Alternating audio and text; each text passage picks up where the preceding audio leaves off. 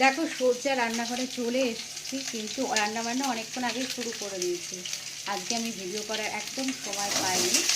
এইদিকে রান্নাবান্না হচ্ছে, তো চলো আজকে তোমাদের দেখিয়ে দিই কী রান্না হচ্ছে।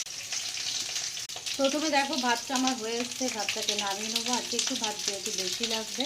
আর এখানে আমি করছি হচ্ছে পোস্ত, সেটা হবে হচ্ছে ঢ্যাঁড়স দিয়ে পোস্ত, হয়েছে আলু ঢ্যাঁড়স দিয়ে পোস্ত। আর আছে বিউলির ডাল, এটা কিন্তু বিউলির ডাল, মুগ ডাল না, একদম বিউলি আর মটর ডাল করেছি। এবার আমাকে ভাতটা নামিয়ে নিতে হবে। ভাত মোটামুটি হয়ে গেছে। আর করেছি সাথে হচ্ছে উচ্ছে আলু সেদ্ধ। আজকে সম্পূর্ণ নিরামিষ, নিরামিষ খাওয়া দাওয়া হবে। এই যে, তো উচ্ছে আলু সেদ্ধ করে নিয়েছি, বেশি করে করেছি যাতে কালকে হয়ে যায়। তো এবার চলো চট করে ভাতটা নামিয়ে নিই। এই যে পোস্তর আলুটাকে খুব সুন্দর করে কিন্তু ভাজতে হবে, তাই আমি একটু সুন্দর করে ভেজে নিচ্ছি, এবং লাল লাল করে হলে তবেই কিন্তু এর মধ্যে হলুদ আর লঙ্কার গুঁড়োটা আমি দিয়ে দেবো। তো একটা জায়গার মধ্যে আমি এই যে হলুদ আর লঙ্কার গুঁড়োটা একদম করে নিয়েছি, আর পোস্তটাকে মিক্সির বাটিতে বেটে নিয়েছি। এখন কাজ হচ্ছে আমার এই যে মশলাটা রেডি করা আছে, মানে হলুদ আর লঙ্কার গুঁড়ো, তো এটাকে এখন দিয়ে দিই।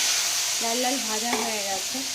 তো এই পোস্তর এটাই রহস্য, যে এই আলুটা যত সুন্দর ফ্রাইটা হবে তত কিন্তু পোস্তর টেস্ট একটা অন্য রকমের হবে। তো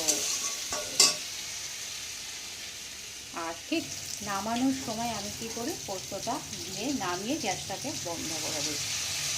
আজকে সম্পূর্ণ নিরামিষ। ভেবেছিলাম চিকেন করব, কিন্তু এই গরমে আর একদম ভালো লাগছে না।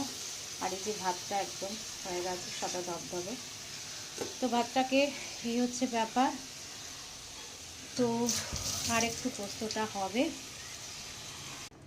এই যে আমার পোস্তর রঙটা দেখো কত সুন্দর, একটা লাল লাল টাইপের চলে এসছে। এরপর আমি ঢ্যাঁড়সটার মধ্যে দিয়ে দেবো। এই যে বাটিতে ঢ্যাঁড়সটাকে ভেজে রেখেছিলাম, ঢ্যাঁড়সটা একটু নরম হয়ে গেলে আমি পোস্তটাকে নামিয়ে নেব।